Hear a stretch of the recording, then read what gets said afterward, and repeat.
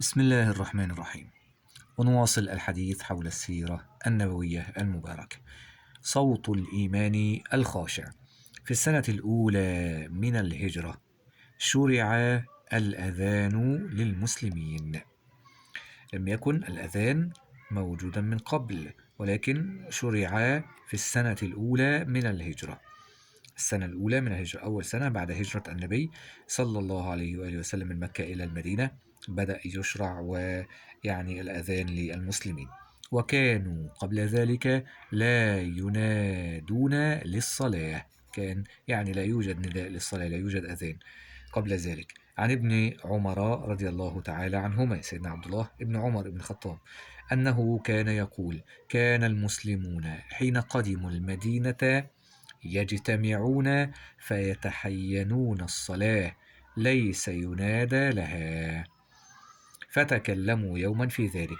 يبقى إذن كيف كانوا يجتمعون للصلاة قبل فرض الأذان أو قبل أن يشرع الأذان؟ كانوا يتحينون الصلاة، يعني يتحينون الصلاة، ينتظرون وقت الصلاة وينتظرون حين يعني قدوم وقت الصلاة، فيذهبوا بأنفسهم دون نداء للصلاة. فتكلموا يوما في ذلك، يعني تحدثوا وأرادوا أن يكون هناك وسيلة لإعلامهم بدخول وقت الصلاة.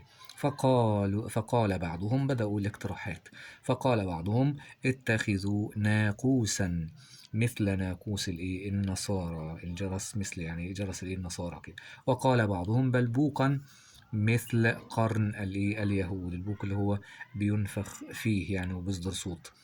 طيب يبقى إذن اقترحوا اتخاذ ناقوس مثل النصارى أو بوق مثل اليهود. فقال عمر: أولا تبعثون رجلا ينادي بالصلاة؟ يبقى إذن كان اقتراح سيدنا عمر إن هم يبعثوا رجل ينادي ينادي بالصلاة ليعلم الناس بدخول وقت الصلاة. فقال رسول الله صلى الله عليه وآله وسلم: يا بلال، قم فنادي بالصلاة. هذا كان في البداية. هذا حديث رواه البخاري ومسلم. فأكرم الله عز وجل المسلمين بالأذان بصيغته المعروفة، وقد كان رؤيا حق قد رآها. طبعا هذه الرؤيا رآها سيدنا عبد الله ابن زيد وسيدنا عمر ابن الخطاب رضي الله عنهما، فأقرهما النبي صلى الله عليه وآله وسلم. يبقى إذا الاثنين شافوا نفس الرؤيا، عبد الله بن زيد وسيدنا عمر ابن الخطاب طبعا شافوا الرؤيا اللي هي بصيغة الأذان المعروفة الآن.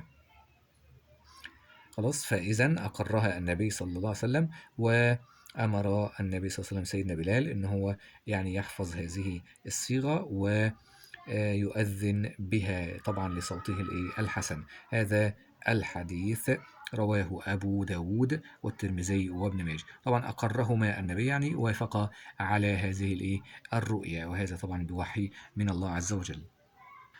طريق النيل، طريق إلى نيل الشفاعة، طريق إلى نيل الشفاعة. عن جابر ابن عبد الله رضي الله تعالى عنهما أن رسول الله صلى الله عليه وآله وسلم قال: من قال حين يسمع النداء، يسمع الأذان للصلاة، بعد أن تسمع الأذان وتردده تقول هذا الدعاء: اللهم رب هذه الدعوة التامة والصلاة القائمة، آت محمدا الوسيلة والفضيلة وابعثه مقاما محمودا الذي وعدته، حلت له شفاعتي يوم القيامة. من قال هذا النداء بعد الأذان حلت له شفاعة النبي صلى الله عليه وسلم، كانت سبب من أسباب الشفاعة، أن يشفع له النبي يوم القيامة. هذا الحديث رواه البخاري. وطبعا النداء أي الأذان. هذا الدعاء: اللهم رب هذه الدعوة التامة الصلاة القائمة، آت محمدا الوسيلة والفضيلة وابعثه مقاما محمودا الذي وعدته. وفي رواية أخرى طبعا: إنك لا تخلف الميعاد. الإذن بالقتال. وفي تلك السنة، أي السنة الأولى للهجرة، أول سنة هجرية، في تلك السنة أذن الله تعالى للمسلمين بالقتال.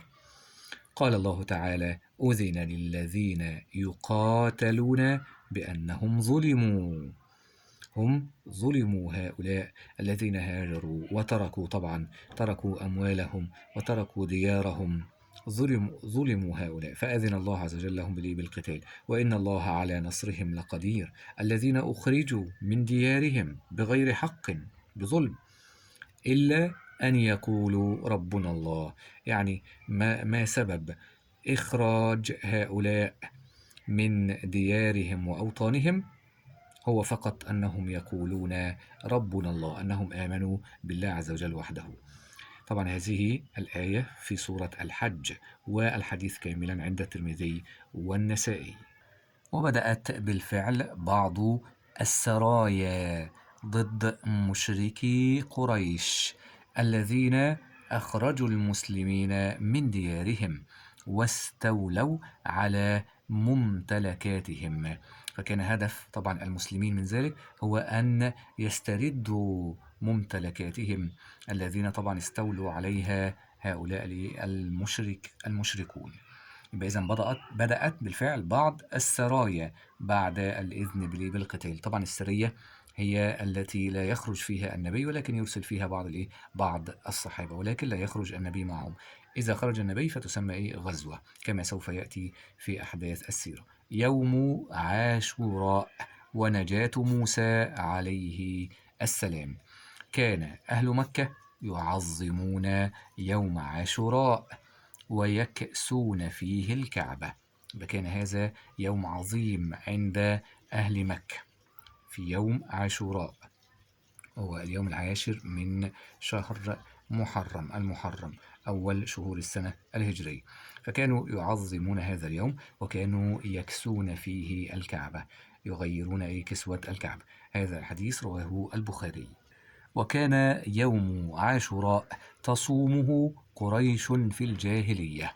بإذن من شدة أيضا تعظيم هذا اليوم إن قريش كانت بتصومه، وكان رسول الله صلى الله عليه وآله وسلم يصومه أيضا، فلما قدم المدينة صامه وأمر بصيامه. يبقى النبي صلى الله عليه وسلم كان بيصوم، فلما قدم النبي صلى الله عليه وسلم المدينة بعد الهجرة صامه وأمر بصيامه. يبقى كان في البداية أمر، يعني كان فرض، فكان في البداية يوم عاشوراء كان مفروض صيامه. فلما فرض رمضان ترك يوم عاشوراء، فمن شاء صامه ومن شاء تركه. يبقى أصبح سنة بعد ذلك، من شاء صامه ومن شاء تركه، وأصبح الفرض هو صيام شهر رمضان. إذن في البداية كان صوم هذا اليوم فرض، ثم تحولت الفرضية إلى شهر رمضان وترك يوم عاشوراء للاستحباب. يعني هذا حديث رواه البخاري ومسلم. ويوم عاشوراء هذا هو يوم يعظمه اليهود والنصارى أيضا، كما ورد عند البخاري ومسلم.